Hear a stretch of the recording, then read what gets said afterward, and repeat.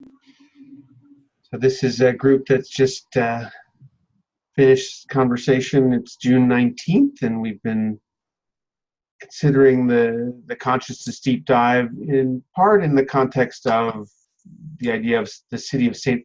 Petersburg, Florida, becoming a city of compassion. And we have people in the conversation that are part of networks that are supporting that initiative in partnership with the city and universities there.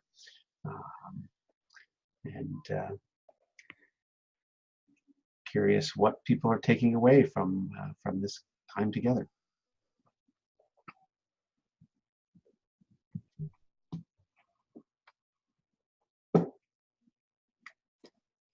Mindfulness, resolve to act compassionately, and the importance of self-care to avoid compassion fatigue.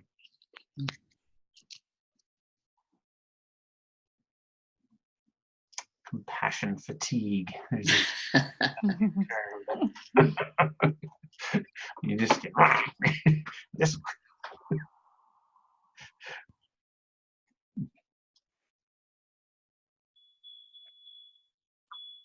Well, hello, and thank you so much for everybody participating. And I think what I gathered the most was a unified movement to explore the challenges and the triumphs we can achieve when we work together in one-mindedness, one consciousness, or compassioness, or that moment where of reflecting who we are and who we want or how we want the world to become. And I believe it goes back to that old saying, it goes back millennium probably. It begins with me. And what I've heard is simple, constructive things to do, whether I'm walking down an alley and picking up garbage that wasn't mine, or I'm making a progressive call to some legislation. Those simple acts collectively in a group cause change and cause a level of conscious change. So thank you all very much.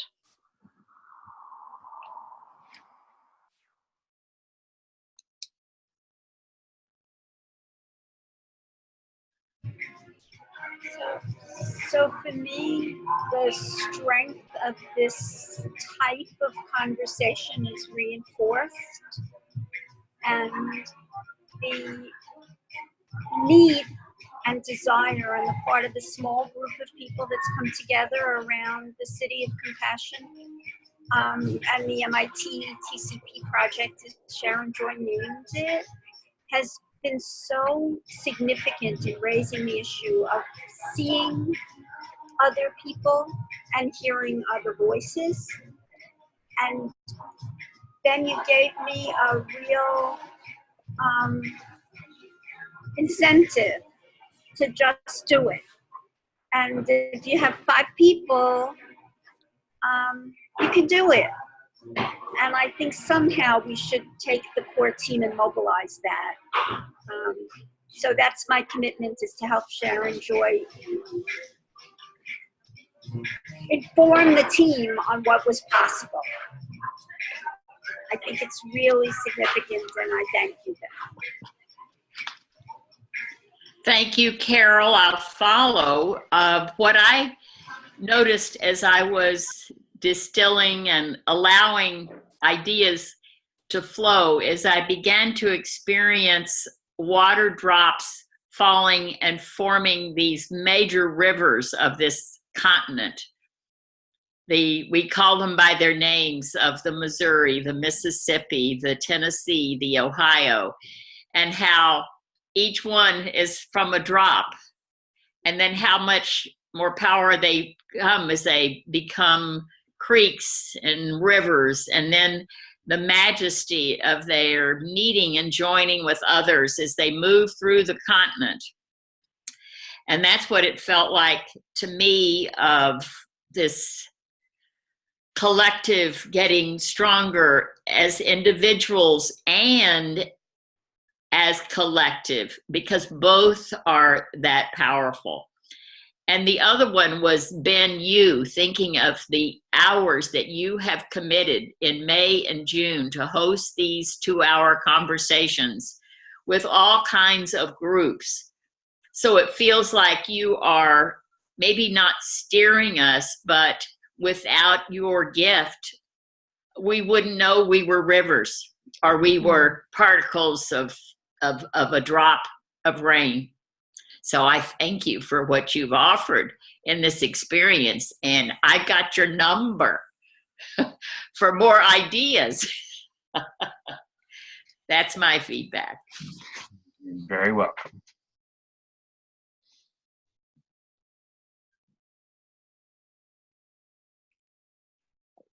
Hi, this is Gigi. I just want to say that it's hugely impressive and admirable that a community like this exists. And thank you to the host for bringing us together and actually having this conversation about compassion, because, you know, a lot of business leaders and politicians don't have these conversations. And taking into consideration, you know, other people and their feelings and their values is hugely important to make any kind of difference in this planet. So I'd like to say, you know, thank you. And everyone on this call is very admirable in my book and in my view, because you are making a difference in the way that you are in your outlook in life and how you approach people and situations. So I think this is, you know, it's already a win. So keep doing what you're doing, and thank you for the invitation. Thank you. Thank you for joining us, Gigi. Thank you. Any other insights or questions people want to name that came out of the conversation? I can stop the recording if not. I would like to know, Ben, with you having done so many of these, what you learned from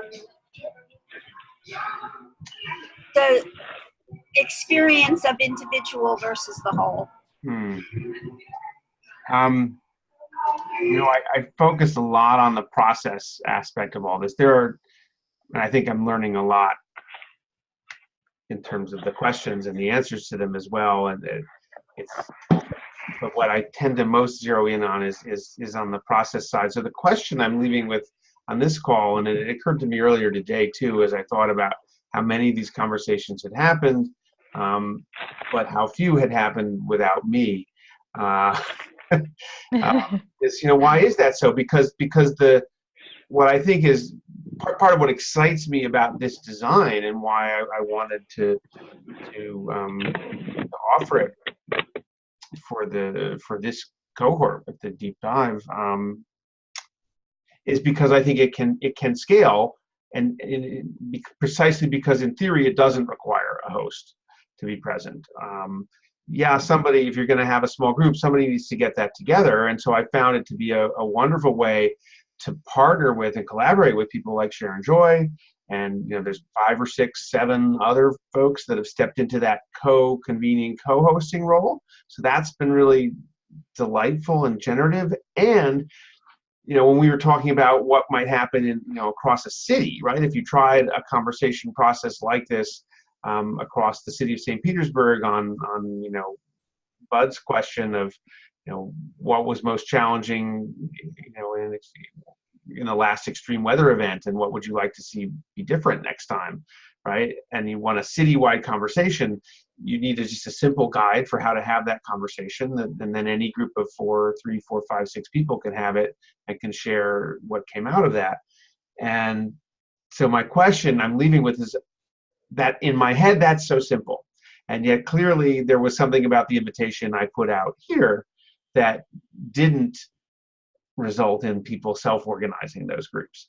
And I'm not sure why. There's something to learn, there's something to reflect on, but I think I'm intrigued by the challenge of taking this process to the point where there are lots and lots of groups that have nothing, that the hosts may not even know are happening until the harvest comes in from them, right? Because they're really, and that's the beauty of World Cafe, right? 10,000 people did a World Cafe in Tel Aviv some years ago. That was in person. Wow. We could, 10,000 people could do could do a process like this right now in all these small groups.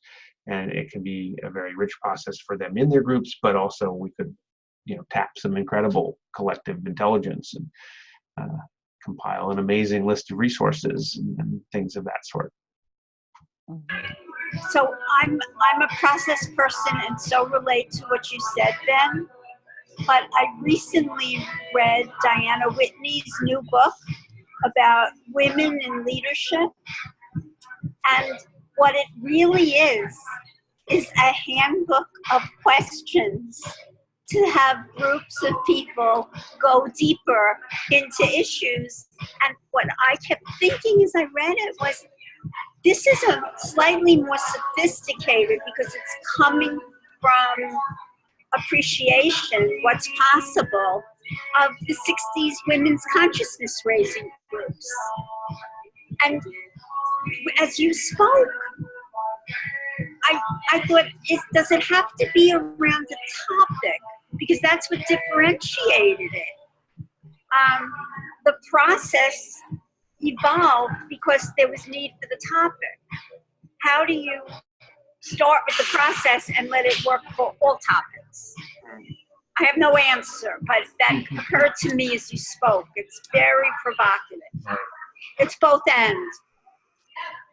Well, and that is, I think, what animated this is less sure, the topic is, these are good questions to connect around, but it's the connecting that's animating it.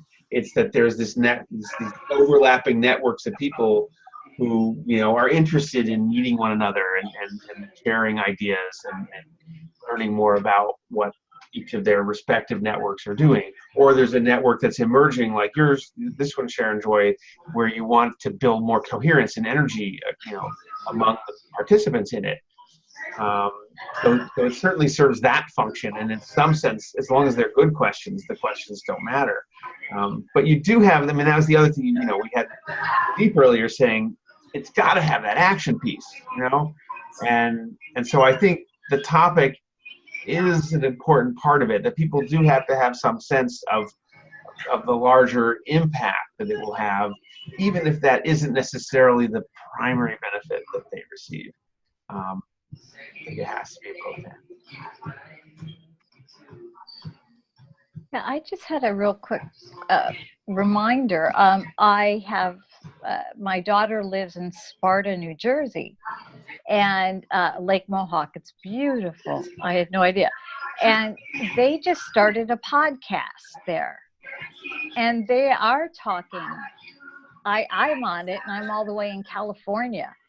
And there's two mediators, or they're a couple, and they talk back and forth about their city and how they can generate people to, whether it's to clean the lakes or clean the parks, find ways to help people that are low on finances, fundraising drives, affordable housing. They've touched on, and then they also do fun stuff. They did a wine little thing, so it was kind of had this entertainment weaved within this awareness. And so that just popped in my head. So I just wanted to put that out. It's interesting that you mentioned podcasts, because in my work facilitating virtual dialogue, I've always seen things like that. That's content, right? Any good content, whether it's a podcast or a TED Talk or an article that's provocative, they're conversation starters, right? People take in that information and they want to talk about it, right? And often we do with our spouse or partner or friend or whatever, someone in the office. But with this virtual connecting capacity, it's very, and this kind of thing, it would be very easy to take this process and, when the podcast goes out, say, if you're interested in talking about this podcast, register here, and here's a simple way to find a small group of people, or organize a conversation among a small group of people in person, or find some online on some Zoom calls. And I'm actually talking to a few different podcast producers about doing just that. Oh, fantastic! Because this is such a great forum, and I like you do. It's nice to be able to interact and meet with other people and get the thoughts and ideas, and so much I've written down, just by hearing of different things that can be done. So yeah, that sounds fantastic. Reaching out like that, and then giving the option to go viral and intercommunicate, so we're not sitting in our houses by ourselves, doing I don't know what, but something. And I'll put in a plug for a specific podcast that really, not only is it informed this conversation and the framing of the questions, I think, because I started listening to it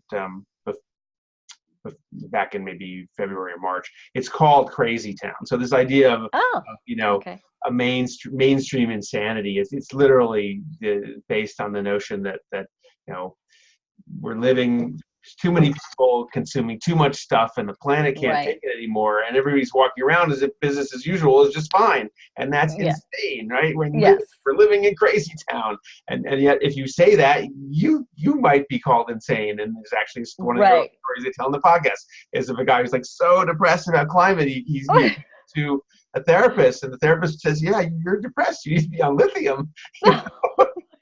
And he tries it, and he's like, "Yeah, maybe I am the one who's crazy. Nobody else seems to be bothered by this." Just drug me out and numb me out, and I won't notice anything. That's so Crazy Town, it's from the Post-Carbon Institute, which is an awesome think tank on how we actually really fundamentally transform our economy to be great. I'll take a look at that. Sustainable and socially just, and seize the equity crisis. So I'd like to bring it back. Carol, you're about to say something? Yeah, I was going to say, this reminds me so much of the most popular program at the New School for Social Research for many, many, many years was a theater event where people went to see a movie and then they had a conversation about it. And a podcast is an alternative to a movie. And that's a wonderful idea. So something that triggers it.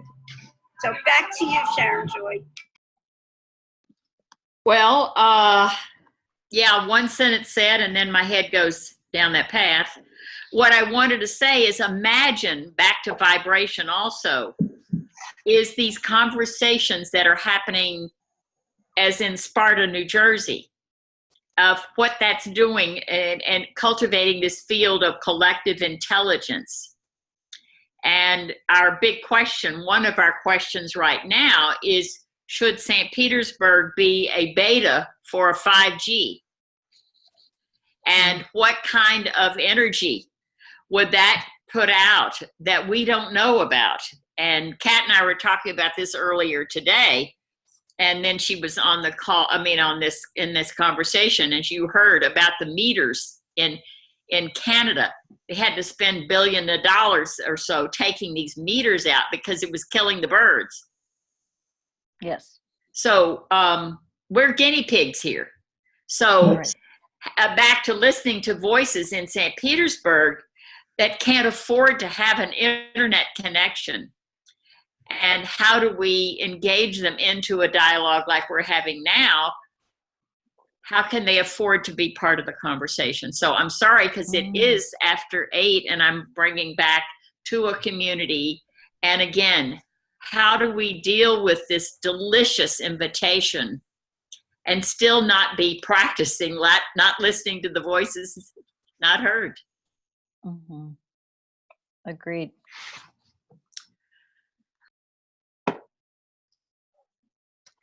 Well, maybe that question is a good place to leave things.